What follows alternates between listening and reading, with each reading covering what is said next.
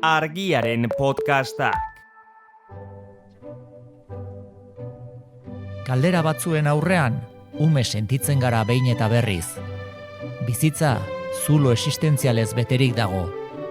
Jaiotza, sexualitatea, ezagutza, heriotza. Zein da mundura ekarri gaituen desira? Non geunden jaio baino lehen? Gal nazakezu? Ni bilatzeko adina maite nauzu? Presokratikoen modura batzuetan oinarrizko galderek harrapatzen gaituzte, eta dardara eragiten dute gugan. Ez jakintasun sakonaren zorabioa sentiaraziz. Mozkorraldi filosofikoa, etengabe jausten ariko bagina bezala. Zein ote da gauzen oinarria? Zer ote da aldaketa guztien atzean irauten duena? Galdera basatiek giza bizitza zeharkatzen dute. Akademiatik kanpo eta hasieratik.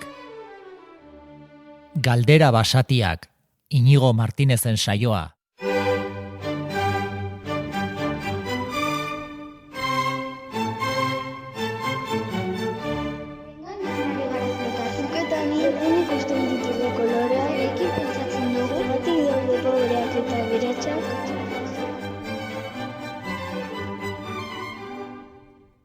Kaixo entzule, ongi etorri Galdera basatiak podcast berrira.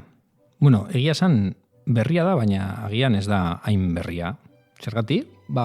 Podcast honetan aspaldidanik dardara eragin diguten galderei helduko diogulako, saio. Beraz, podcast berria bai, baina aspaldiko galderak aurrez aurre. Zer da bizitza, zer da heriotza, zer da maitasuna, edo zer da errealitatea. Saioetan zehar galderak berriz ere pentsatu eta sentituko ditugu. Hori bai, gonbidatuen laguntzaz.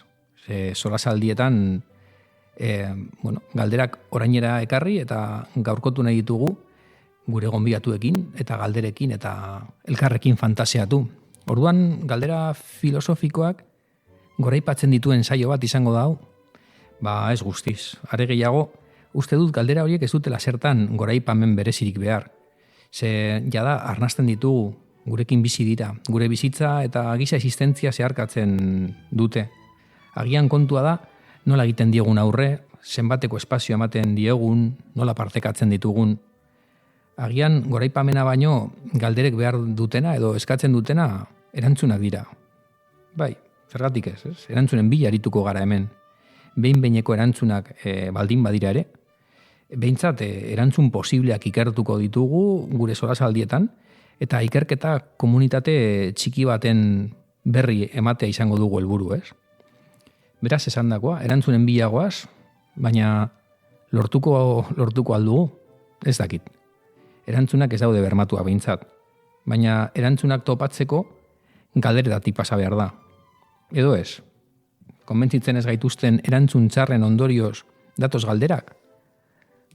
Batera zein bestera izan, galderen eta erantzunen arteko dantzan arituko gara. Eta agian biak batera doaz, biak dira solasaldiaren pizgarri, ikertzen, pentsatzen eta ideia partekatzen jarraitzeko ezinbestekoak. Eta agian politikoki osasuntzua da galderen eta erantzun posiblen espazioak bizirik mantentzea, ez? Irekita, eta kontrakoa izan zen, adibidez, Primo Leviren esperientzia, Auschwitzen, entzun dezagun haren testigantza bere biografiatik hartua. Primo Levik, hau gizaki bat bada liburu biografikoan, bizi izandako esperientzia dramatiko bat kontatzen du. Neka eginda, kontzentrazio esparrura gosez eta egarritz ailegatutakoan, izotzezko burruntzi bat hartu zuen, egarriak entzeko. Orduan, soldadu nazi batek burruntzia bortizki kendu eta lurrera bota zion. Zergatik galdetu zuen Levik harrituta. Soldaduak erantzun. Hemen ez dago zergatia galdetzerik. Zergatiak ez dira existitzen. Ez dago galderak ukatzea baino erantzun politiko krudelagorik. Guk hemen behintzat galderei ahotsa emango diegu. Baina kontutan izan da, zeharkatzen gaituzten galdera basatiak, politikoak zein existentzialak izan, ez direla galdera teoriko hutsak, ez dira soilik galdera akademikoak, ez? Dardara ere badira, bizipena, bizitzari lotuta daude. Horregatik izendatu ditugu galdera basati. Gehienetan, haiek harrapatzen gaituztegu, gugan erresonantziak sortzen dituzte, gu haien bila joan gabe. Baina guazen pausuz pausu, ez? Zeintzu dira galdera horiek eta noiztik dauzkagu. Zeo zer aipatu dugu da, eta agian, aurrak dira galderak modu basatienean bizi dituztenak. Ez, aurrak galderen erresuman nagusi dela esango nuke. Zergatik hau, zergatik hori, zergatik ura, horrela galdetzen zian nire alabak, modu neka ezinan, tematian, 5 urte zeuzkanean. Galderak jolas bilakatu genituen, eta Bilbon autobusera hartzera gindua zela, galdezka hasi zitzaidan. Zergatik joan behar dugu autobusez. Eta nik distantzia luzea egin behar dugulako. Berriro berak, eta zergatik distantzia luzea. Eta nik, gaur egungo hiriak oso handiak direlako. Eta alabak orduan, eta zergatik dira hiriak hain handiak. Eta horrela jarraitzen genuen esnekiela esaten nion arte. Ez dakit, zu zer uste duzu. Eta orduan, erantzunak ematetik galderak egitera igarotzen nintzen, eta barrezka amaitzen genuen. Horregatik gaurkoan eta hasierako saio honetan, bereziki galdera basatien denbora galduaren bila joan nahi dut, ez? Galdera basatien hasiera existentziala bilatu nahiko nuke, haien kronologia, haien lehen aztarnak. Eta marka hori, haurtzaroan dagoela aipatu dugu, ados, baina orduan, zer da haurtzaroa? Nola ulertzen dugu? Eta nola harremantzen gara berarekin, beraiekin? Galdera hori izango dugu abia puntu gaur. Eta horren inguruan, poeta, psikologo, antzesle, eta pentsalariei pasa diet galdera laguntza eske. Jon Gerediaga, poeta eta lagunak adibidez, hau esan digu. Galdetzen bai dazue haber haurtzaroa zer den, hain galdera handia eta zaila erantzuteko, nik erabiliko nuke hitz poetikoaren laguntza. Rilkek esaten zuen, haurtzaroa dela gizakion benetako aberria. Agian urteak egin ahala, gure aberritik kanpo bizi gara, babes gabe. Baina nolako izan zen aberri hori norbanakoentzat? Zelan gogoratzen duzu zure haurtzaroa entzule? Eta nolako helduak zeuden aberri horretan? Haurtzaroa konfidantzan eta segurtasunean eraikitzea komeni dela, esan digu Álvaro Berañan, psikomotrifistak, beste ari bat. Sentitu behar da maitatuta eta zainduta. Konfiantzazko helduekin bizi. Helduak fidagarriak dienak, egonkorrak, adi daudenak, eta hoiengandik batez ere afektua jaso beharko luke. Hau izango da bizitzaren oinarria, bizitzaren motorra. Haurtzaroa da jolasteko garaia. Norbera bere burua eraikitzeko garaia. Norbera bere burua bereizteko garaia, bere individualtasuna garatzeko garaia, baina ez individualismoa. Gu nahi duguna da, umeak sendo eta kuriosetatez eta aktibotasunaz garatu, baina elkar bizitzan ere prestatu behar dira sozializatzeko, komunitate bat sortu ahal izateko. Haurra bere buruaren jabe izan behar da, baina ez munduaren jabe. Beraz, zer nolako helduen konpainia behar du haurtzaroak? Umen kezka eta galderetarako tartea hartzen aldugu egungo helduok? Haurtzaroa galderen eta ezjakintasun positiboaren lurraldea dela esan digu Jone Ojeak, filosofia irakasle eta lagunak, galderetan biziposa zikintzea da haurtzaroaren ezaugarria. Horra hor bere hitzak. Ezjakintasun positiboa. Kristiplasta putzuetan, lokatza, belaunetaraino. Zikintzearen akatza zein den, ez ikustea. Inozentzia, aurriritzi falta, eta zergaitien bilaketa etengabearen bidegurutzea da haurtzaroa. Ezjakintasuna eta jakiteko grina elkartzen diren puntua. Kontua da, agian helduok haurtzarorako ezjakintasun eta jakimin horren beldur garela. Ez dugu jakituria mota hori edo jarrera hori gustuko. Hala dio adibidez Andere Garabietak, batxiergoa ikasten ari den antzesle gazte bikainak. Haurtzaroa harridurazko lurraldea da. esperientzia eta emozio bakoitza intentsitate ikaragarriarekin bizitzen den garaia. Haurrek begirada puru batekin begiratzen diote munduari. Elkarrizketa baten ñabardurak hautematen dituzte, isiltasun baten pisua, lastan baten bairotasuna, baita bere ostasuna ere.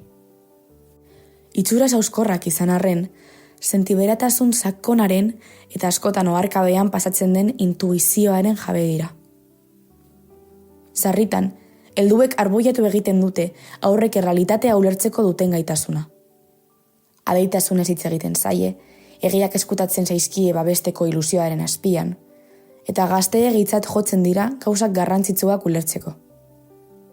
Hala ere, adierazten dutena baino gehiago sentitzen dute. Eta susma genezakeena baino askoz gehiago ulertzen dute. Galdera basatiak, beti aurrak algara galdera existentzialen aurrean.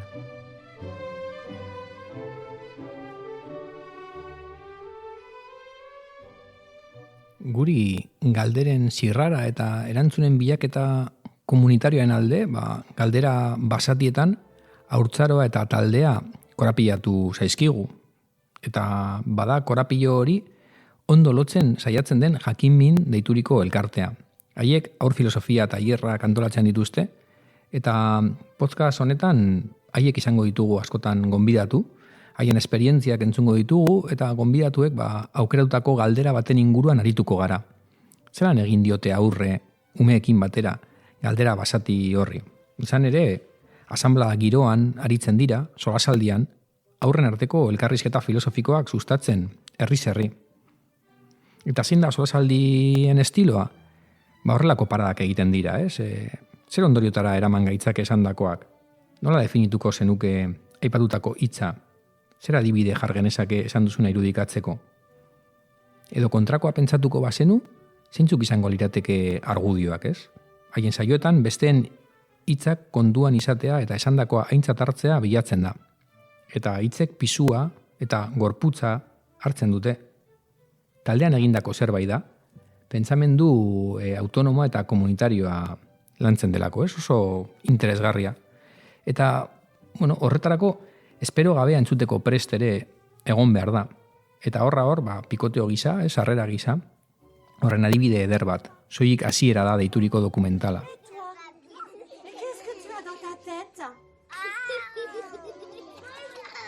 Ikusgai dago interneten, eta bertan Frantziako langile auzo bateko eskolan, Pascaline Dogliani irakaslearen tailerrak agertzen dira.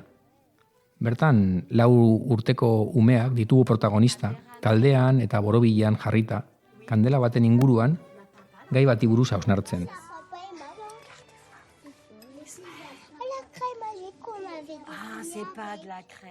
Dokumental pedagogikoa, filosofikoa, politikoa, zientifikoa eta poetikoa da. Irakasleak elkarrizketarako espazioak bultzatzea eta elkarri entzuteko ohitura hartzea du helburu. Eta harrigarria da taldearen evoluzioa, ez? Nola doaz elkarri gero eta hobeto entzuten, hipotesiak botatzen, argudioak probatzen. 11 gaien inguruan arituko dira saioetan zehar, maitasuna, askatasuna, heriotza, buruzagi izatea, adimena. Ekarpen batzuk divertigarria dira. Niraita ez da adimentzua, txokolatea ez duelako oskailuan gordetzen. Beste batzuk, unkigarriak. Gurasoek esaten diate ez diedala pobrei dirurik eman behar, baina nik lagundu nahi ditut, zergatik daude pobreak eta aberatzak munduan. Bestetan adierazpen poetikoa daude, zein da pentsamenduaren tokia. Umetxo batek ahoarekin eta belarriekin pentsatzen dugula esaten du, pentsatzeko hizkuntzaren eta elkarrizketaren beharra azimarratuz.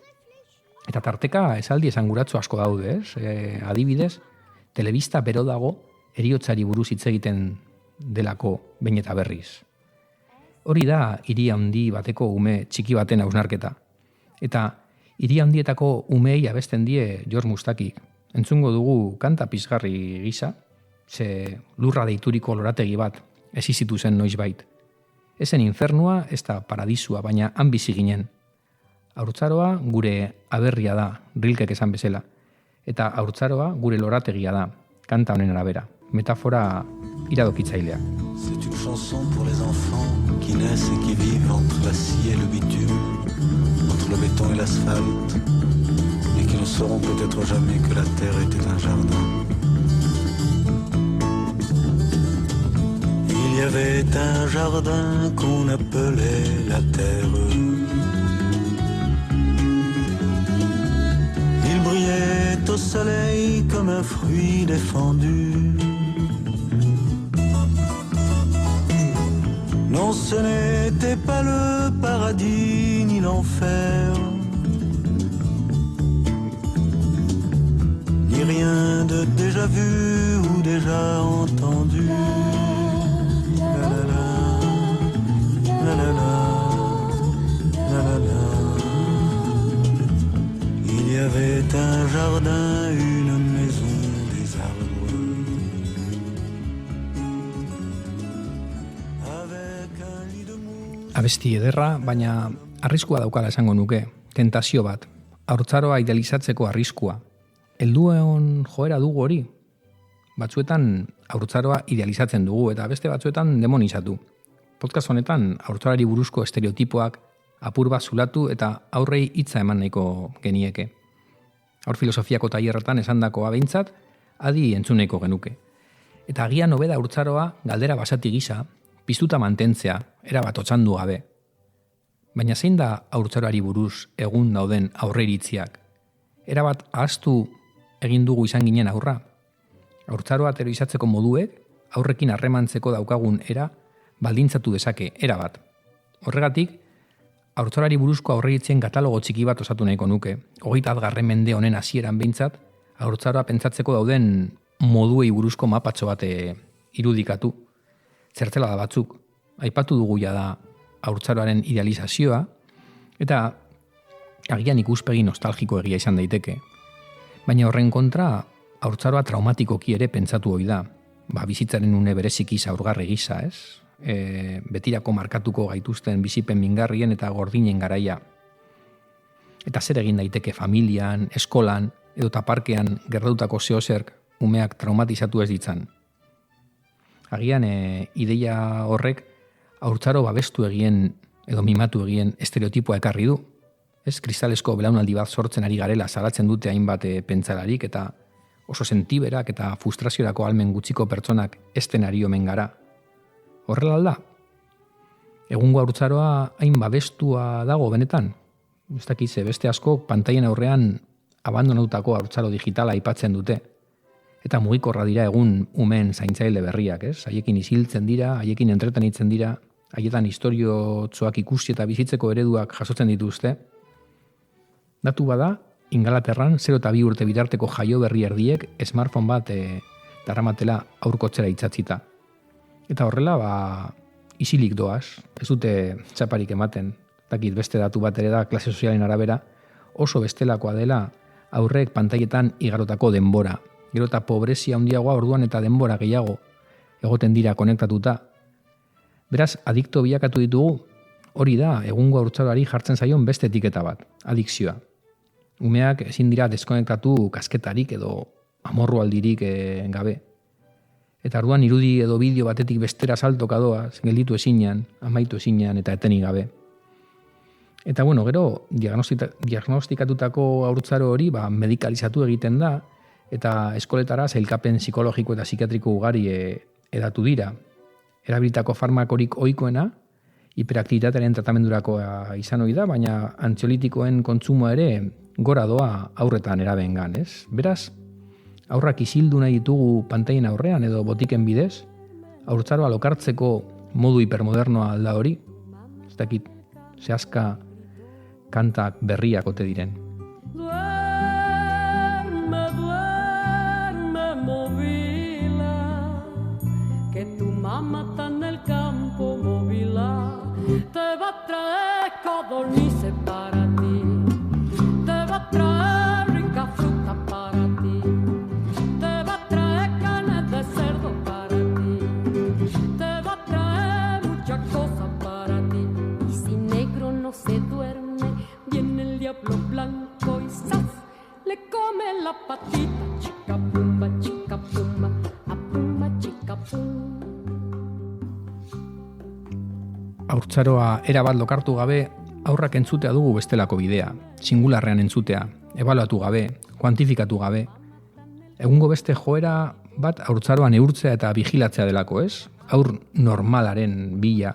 Noiz hasi behar du umeak ibiltzen, noiz hitz egiten edo idazten, irakurtzen, batuketak eta kenketak egiten.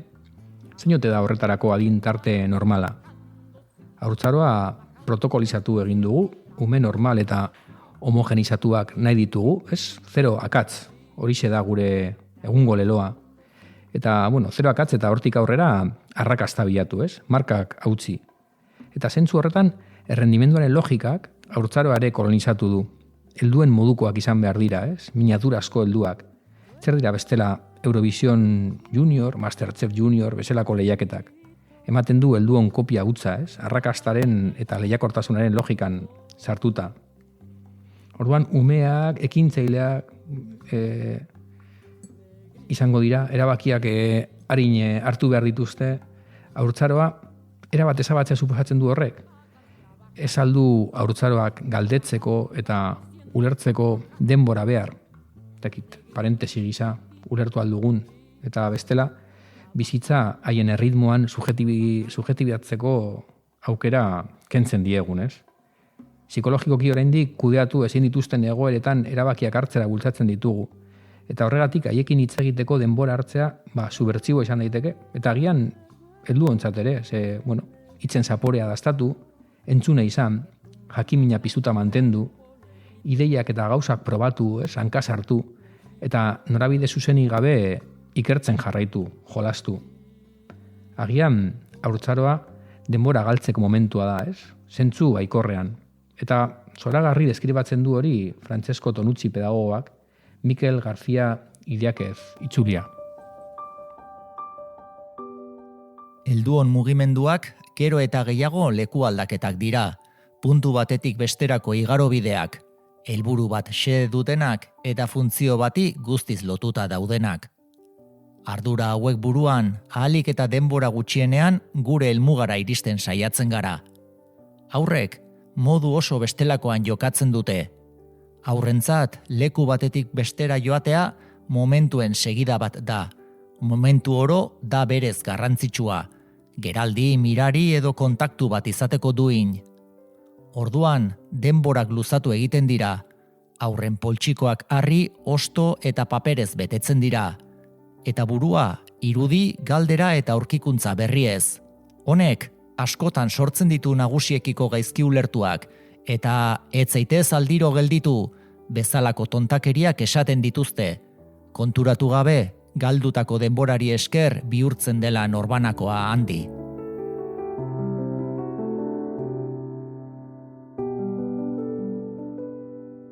Galdera basatiak gure podcast honetan, denbora hartuko dugu haur filosofiako tailerretan aritutako pertsonekin hitz egiteko. Galdera bizien eta basatien bidean galtzeko eta elkarrekin topo egiteko, hausnartzeko. Agian, galdera batzuen aurrean, ume sentitzen gara, behin eta berriz.